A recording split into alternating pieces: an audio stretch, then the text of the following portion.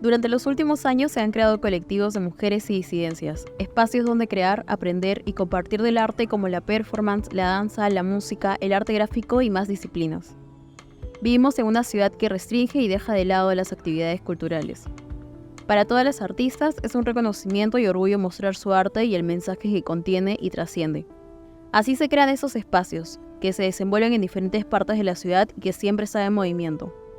Y para entender el movimiento tenemos que conocer nuestra historia y los primeros pasos que tuvimos en el arte. De 1980 hablamos de la época del segundo gobierno de Milán de Terry, inicios de Alan García, ¿no? Entonces sabemos que en esta época de nuestro país no atravesaba unas buenas condiciones, tanto económicas como sociales. Comienza el terrorismo, comienza la inflación. Eso también repercute mucho en lo cultural porque esas mujeres expresan su voz, ya sea de manera pictórica, escénica, musical. Y eso es muy bueno porque nos da a entender que las personas toman en cuenta los temas sociales, porque nosotros si no tenemos una conciencia social sobre lo que está pasando, normalizamos las cosas, ¿no? Ahora yo siento que hay mujeres que sí han estado muy preocupadas sobre ese tema social, pero también hay personas que también han salido del país porque no han sentido mucho apoyo. En este caso, Teresa Burga, por ejemplo, que es artista plástica. Hay artistas plásticas que salen del país, como que artistas plásticas y escénicas que también residen en el país en aquellos tiempos, ¿no?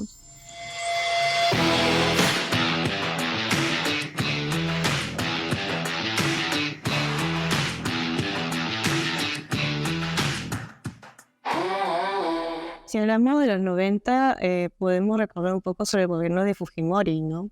¿Qué pasa en este gobierno? Se privatizan los medios de comunicación. ¿Qué pasa cuando se privatizan los medios de comunicación? No todos podemos expresarnos de manera libre, ¿no? Entonces, si una persona que tiene este poder para poder expresarse en periódicos o televisión no puede, ¿qué pasa con las personas que empiezan a poder divulgarse de manera chiquita o pequeña? Entonces, fue muy complicado para aquella época. Si bien ya habían centros como Flora Tristán que empezaban a poder acoger a diferentes mujeres y también personas que estaban muy preocupadas por la sociedad en aquel entonces, ellas hacían revistas que eran de divulgación para el colectivo, pero si es que había esta, digamos, sistematización o vigilancia por el mismo Estado que era una misma dictadura, esto también era un impedimento, ¿no? Había las subculturas, en este caso los fanzines, que eran muy importantes para la divulgación, pero si no había una libertad o tal vez una libertad de expresión por parte del Estado, como esas vigilancias que había sobre qué ver y qué no ver, era muy preocupante, ¿no?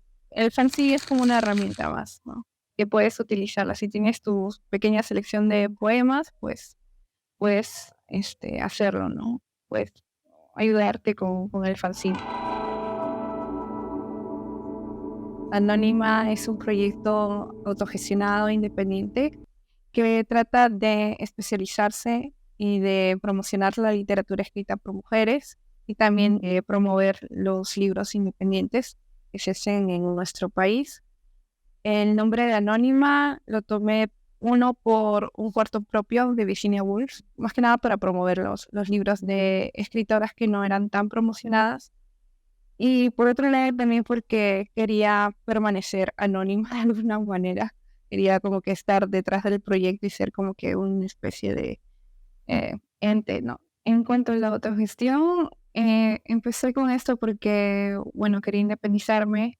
Sentía que en las librerías donde estaba trabajando de repente no podía desenvolverme o no tenía una voz en esos espacios. Y Anónima pues nació para ese fin, ¿no? Para darme una voz a mí y para poder también dar voz a otras personas, a otras mujeres que quieran promocionar sus escritos y en mi espacio. Autogestionarme de alguna manera me permitió independizarme. Librerías están muy centralizadas, la mayoría están en ciertas zonas, San Isidro, Miraflores, no hay tanta descentralización y mi espacio al ser virtual quizás por el momento llega a todos lados, llego incluso a zonas donde, por ejemplo, yo soy de Comas, entonces de alguna manera trato de acercarlo y también de seleccionar libros que puedan estar al alcance de todos. Creo que también es importante que todos tengan acceso a la literatura, pero a veces no siempre es la, la regla. Que quizás a los hombres de alguna manera le dan mayor importancia. Siempre he notado que cuando ellos escriben, siempre lo toman como lo que escriben es algo universal, ¿no? Es algo que, no sé, para todos. Y como que siempre las mujeres han tratado de categorizarlos en ciertos géneros, ¿no? No sé, puede ser románticos, en muchos temas. Incluso cuando hay promociones, no sé, por el Día del Libro o por el Día de las Madres, en ciertas librerías, especialmente los retails, he notado que sacan a relucir, pues, libros para mamá y sacan ofertas de libros para cocina, para cuidado personal, este tipo de cosas. Entonces, eso en sí es como que una brecha o separa cuando pues las mujeres, tanto hombres como mujeres, pues tienen diferentes intereses, ¿no? Queremos aportar algo al ecosistema del libro, ¿no? Queremos que todo sea bibliodiverso de alguna forma y apostamos por nuevas autoras. Es más, siento que con Anónima se me han acercado bastantes chicas. Entre todos nos enfocamos en promocionarlas, ¿no? Y darle voz, darle un espacio. Creo que Anónima como persona o como un alma aparte, siempre les recomendaría algún libro que vaya directo a su corazón de todo. Siento que son espacios en donde uno puede expresarse de manera libre y también puede ser escuchado, ¿no? Si una persona no es escuchada, tal vez no podemos entender qué cosa pasa en una persona y tal vez en un colectivo en este caso, ¿no? En el caso de las artes gráficas, Ana, hay varios colectivos, tanto de mujeres y también de chicos, que han empezado a prestar sus imprentas para poder imprimir flyers o fanzines sobre el contexto actual. En algunos casos también han intentado censurarlos. Eso no ha salido de manera pública porque ellos han tenido un poco de miedo sobre ello, sobre cómo comunicarlo. Ahora, ¿por qué se hacen estas ferias de solamente mujeres? Porque en muchos casos a veces hay ferias en donde hay artistas que son agresores o con algunas compañeras o compañeros que a veces ya no se desea tener este ambiente tóxico o tal vez incómodo, ¿no? Entre los mismos feriantes. Entonces, creo que cuando se hacen estas ferias entre mujeres hay un ambiente un poco más empático, un poco más de cuidado entre nosotras mismas, ¿no? Hay problemáticas que nosotros no tomamos, tal vez no somos conscientes de ello y ellas tal vez puedan acercarnos a estas problemáticas de diferentes maneras, de formas escénicas o artísticas, que pueden tal vez empezar a cuestionarnos y tal vez a partir de nosotros crear un cambio. Entonces, si hay un cambio en uno mismo, la sociedad también empieza a cambiar y a tomar conciencia sobre diferentes asuntos que hay pendientes para poder tener una sociedad más pacífica o amable con uno mismo. Algo que es bien bacán de las 4 de las Purafuegas es que nuestro arte es como bien así, no sé, como brutal, natural. Naturalmente brutal. Naturalmente brutal, sí, literal. Toda la escena del arte, de la ilustración, la música en general, no sé si es como, por decirlo, machista, pero lo que sí es real es de que a veces hay carteles donde solamente hay hombres. Se ha dado eso como algo normal. Y, o sea, sí hay muchas mujeres haciendo cosas. Bueno, nosotras somos como, ahora estamos 3, pero somos 4, y las 4 en verdad llevamos haciendo, o sea, tiempo cosas. También nuestra parte como de artistas, de gestoras, de vernos en la calle, por ejemplo, ser grafitera mujer, o sea, es un espacio lleno de hombres, ¿no? O sea, en su mayoría, ¿no? En el mes de marzo, el día de la conmemoración de la mujer, y que de hecho igual es un día de lucha, ¿no? De las mujeres, y es como decir, oye, no, ¿sabes qué? Vamos a aprovechar este mes y vamos a juntarnos, o sea, vamos a juntar como nuestros poderes, nuestros fuegos, y vamos a sacar adelante este eventito, ¿no? Festival, ¿no? Vamos a hacerlo porque justamente hay más mujeres haciendo y entonces ya vamos a gestionarlo, ¿no? Y chévere porque en verdad fluyó súper bonito. Pensando en las gráficas de cada una, bueno, somos poderosas las cuatro. Entonces esta fuerza de la mujer era perfecta, las cuatro, para hacer esta primera edición de A Pura Fuega, ¿no? Dentro de Pura Fuega me gustó mucho que había muchas voces que cantaban, juntó un grupo súper variopinto de gente, ¿no? Sí. Hablando desde las experiencias femeninas, desde las disidencias, desde ser artista indígena, o sea, fue maravilloso, o sea, se me escarapela el cuerpo de pensarlo, sí. porque fue bien orgánico. Claro, cada quien como brilla sola, pero juntas es como un poder así ya inigualable de cuatro chicas que en verdad están haciendo cosas súper chéveres y como súper comprometidas, y como en verdad es loco porque nosotras vivimos de esto. Tienen varias chicas que en verdad todavía falta como tener más seguridad, y yo creo que estos eventos ayudan a que las mujeres se sientan más seguras de poder mostrar sus artes. Sí, propicia como un lugar, claro, Sí, seguro. como que te ofrece libertad también, ¿no? Y Sí. aparte de eso, yo también sentí un poco que la motivación también iba por el lado de que estamos en un momento social súper importante en Perú, en el que va a primar mucho más la censura. Algo que tenemos en común en Pura Fuega es que para nosotros el arte es una herramienta de transformación, ¿no? Y en este camino, pues, o sea, es real que las mujeres, pues, somos más vulnerables, ¿no?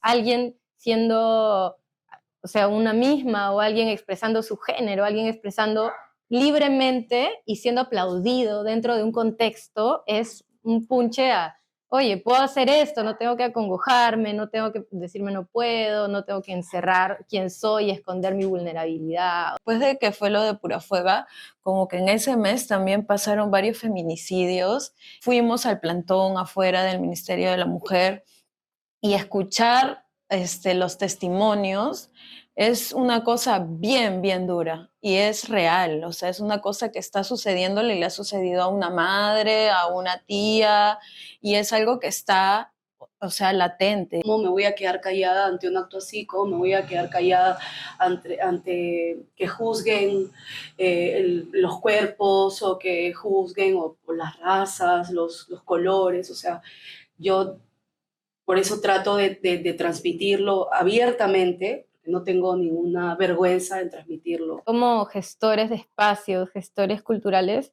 hay la responsabilidad a dejar que cada uno cante su canción y escucharla, ¿no? Poder compartir eso es como bien importante, y además ser chica es, creo que, doblemente más complicado. Cuando los colectivos, en este caso, conozco algunos que es Trenzar o las mismas colleras, hacen esas manifestaciones, yo siento que repercuten bastante en la sociedad o en la misma gente que tal vez los ve en las marchas, porque tienen un gran impacto al momento de expresar de manera escénica, ¿no? Ya sea con una performance o con una misma danza. Siento que es muy llamativo y tal vez las personas empiezan a sensibilizarse un poco más sobre qué cosa está pasando de una manera más diferente, ¿no? Pienso que cuando una persona puede explicar de una diferente manera este tipo de sucesos, puede sensibilizar un poco más a la otra persona. Así que eso siento que es importante, la forma en donde esos colectivos sensibilizan y también empatizan con diferentes personas y también víctimas que han sido parte de estas marchas y sucesos anteriores.